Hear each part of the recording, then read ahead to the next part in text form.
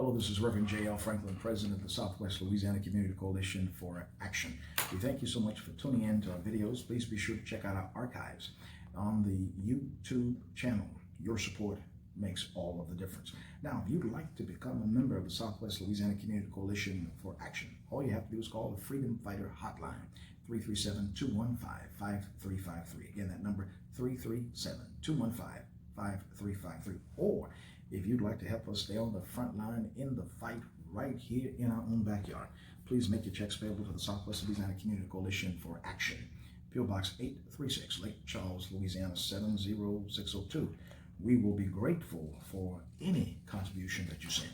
Now, let me send out a shout out to our staff who make all these videos possible. Trust me, they make it all possible for us. I want to give a few other shout outs today. I want to give a shout out, no doubt, we're excited about LSU for winning on Saturday the SEC Championship in Atlanta. They beat the Georgia Bulldogs 37-10. Way, like the Coach O would say, go Tigers. Then, of course, on Saturday, Alcorn beat Southern University. Wow, 39-24. And then the week prior to that, Southern University beat Grambling 30-28 at the Bayou Classic. Now, we want to get right into it. This is a very important segment. The President's Viewpoint today is entitled, A Broken Judicial System. That's right, a broken judicial system. We told you, and we've been dealing with this for the last several weeks, but we told you last week about 3 police officers who pled guilty in federal court, all for using excessive force and violating victims' constitutional rights. Here are these officers. Officer Robert Hamick, one of Lake Charles' finest, pled guilty for beating Mr. GT on May 8th, 2017. That was 2 years ago. 2 years ago. We got it now because the federal courts revealed it. This is how this information got out. And he only received 18 months. 18 months for beating the hell out of Mr. GT. He received his sentence 2 weeks ago. But just like we told you, that Officer Jared Hebert, who was also involved in the same incident, he was charged with 1 misdemeanor count of deprivation of rights under the color of law for striking Mr. GT, who did not resist arrest, for striking him 20 to 30 times with the butt of his baton. Now, if you want to see this, I've often said, don't take our word for it. Just put in Lake Charles police officer brutally attacking man after chase. Or here's another one on the YouTube channel, which is entitled Dash Cam, former officer pled guilty for excessive force, where Officer Hamick is punching the man with an open fist. Then they pulled him outside the car, and Officer Jared Hebert continues to beat the hell out of him. And just like we said on last week, that's right, on December the 3rd, which is last Tuesday, 2019, Officer Jared Hebert was sentenced in federal court. And he received, you got to get ready for this one, he received a 5-year probation sentence. He pled guilty in federal court, not state court, but in federal court. 2 officers, actually it was 3, but 2 officers last week. I want to show you something. Of course, on Tuesday, which we thought maybe they would give the American Press newspaper, I love the paper, they've been kind to me, but on Tuesday the 3rd, of course, there's no prep for the story in this paper. I want you to follow with me because I'm going somewhere. There's nothing in here about the officers getting ready to be sentenced. That's on Tuesday. That's the day he got sentenced. Well, on Wednesday, the day after his sentencing, the American Press, there is nothing, look at the headings, about 2 white officers getting probation. There is nothing in the paper, nothing in this American Press. But on Friday, you got to get ready for this. On Friday, look what's on the front page of the paper on Friday. And we don't support crime. but it's about 8 or 9 black boys that got arrested for a crime. They made the paper. Wow.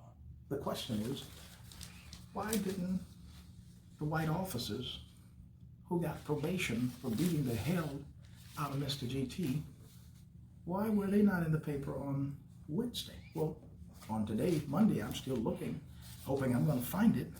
Well, today, I'll tell you what's on the front page today. It's Santa Claus, and of course, it's a food stamp. Food stamp charges loom. Now, you figure that out. But the point of the matter is, there is absolutely nothing in this paper concerning those 2 white officers and their sentencing. You know, the prosecutor said in open court that other officers admitted guilt in the incident and that several joked. Can you believe that? They joked around after the incident, stating that there are audio recordings. They joked about it. Now, you have to get this. The defense for Mr. Hebert, remember these are white officers, went on to request probation. Get this. They requested probation due to Hebert's family circumstances. And here's what they stated in court. They stated Hebert, you got to get this. They stated that Hebert has found a job working for the Department of Defense at Fort Polk.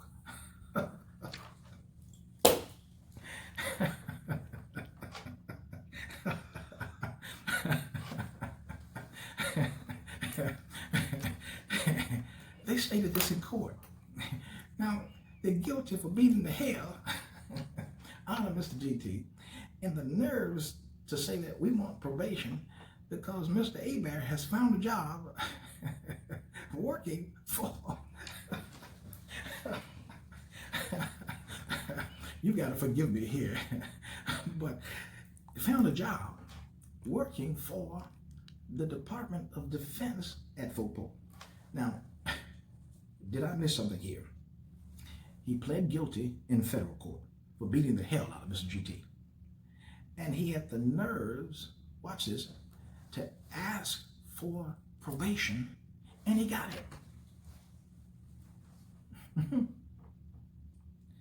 And got a job working for the Department of Defense at Fort Polk. Here's the question. Is our judicial system broken or what? What happened to the victims' rights, whose life will never be the same again? Mr. GT, he'll go home with scars, but these police officers will be elevated to another job. He gets probation, but Mr. GT will live the rest of his life in pain for getting, that's right, the hell beat out of him by some bad city cops and a judicial system. Can you believe it? The federal courts, a federal judge, lets them off of the hook. Well, I'll just be damned. Now, don't you try this if you're black. I dare you to violate a white victim's right and their rights. And I promise you, you will not get probation. And you won't get, as one of the other officers, the first officer, Robert Hamick, got 18 months for beating the hell out of Mr. GT. And if that's not enough, there's a third police officer whose name is Colin Clerkley, who pled guilty. He pled guilty in a separate case, but was also charged with a misdemeanor count of deprivation of rights under the color of law. His sentencing date was last week also. And what did he get? I'll tell you what he got. He got ice cream and cake. The same ice cream and cake that Mr. Hebert received. What is that? It was a 5-year probation sentence. You know, can't help but to believe that our judicial system is broken. You know, in the civil rights era, Dr. King and others, they They couldn't get a legal remedy in state court. They had to go to federal court. That's where relief came. Constitutional issues were decided in federal court, as they are today. And constitutional issues, made it hard. If you violated the issue of law, you were prosecuted. But when you have police officers who are sworn to uphold and to protect the law, and 3 of them, not 1, not 2, not 3, they're found guilty of breaking the law that they swore to uphold, and a federal judge gives them probation for a beatdown, at least these 2. That tells you that we're living in an age of a broken judicial system. Now, I've said to numerous times, not all officers are bad. I believe that most of them are good. But when they break the law, they should be held accountable. That's why we need more African-American police officers here in Lake Charles. A few weeks ago, we met with the mayor of the city, Nick Hunter, Lake Charles mayor. And of course, we have over 185 white officers and less than 20 are black. And it's really less than that because all 20, they are not on the streets. Something is seriously wrong with the judicial system that rewards bad cops, that lets bad cops get away. But I guarantee you that if these cops were black, they would be locked up, given at least not 10 to 15 years with $1 million fine. So my question to you is, what color is justice? In 1991 in Los Angeles, a bystander video police officer beating Rodney King, a black man, after a car chase. People in the African-American community had long complained of cases of police brutality, and at last they had clear evidence of the videotape. But at the trial in state court, the jury acquitted the 4 officers for using excessive force. And as you might remember, a major riot erupted in Los Angeles following that verdict. And although 2 of the officers were subsequently convicted in federal court, many in the African-American community and in other minority communities, they argue that the case shows how difficult it is for people of color to get justice from the criminal justice system. Racial discrimination, and we still know and believe, it permeates in the system. That was in 1991. Today is 2019, 28 years later. And sad to say, not much has changed. Here's my question. How many more victims will get the hell beat out of them in Lake Charles by some bad cops who think that they're John Wayne or Clint Eastwood, and has just made a note now that you're free to violate victims' constitutional rights. And if you plead guilty in Lake Charles, then you'll get a kick deal and may even go to work after to the Department of Defense at Fort Polk. Officer Robert Hamick, Officer Jared Hebert, Officer Colin Clerkley, Google them to see their cakewalk deals. On the closing note, we want to pay tribute to a long-time civil rights freedom fighter, who is Mr. Albert Laney Roy Jr., who passed away on last week. He passed away at the age of 80. Our prayers and condolences go out to the Roy family. This is Reverend J.L. Franklin, President of Southwest Louisiana Community Coalition for Action. Let me tell you what we're doing. We're building a coalition of justice and equality for all. Until next time, God bless.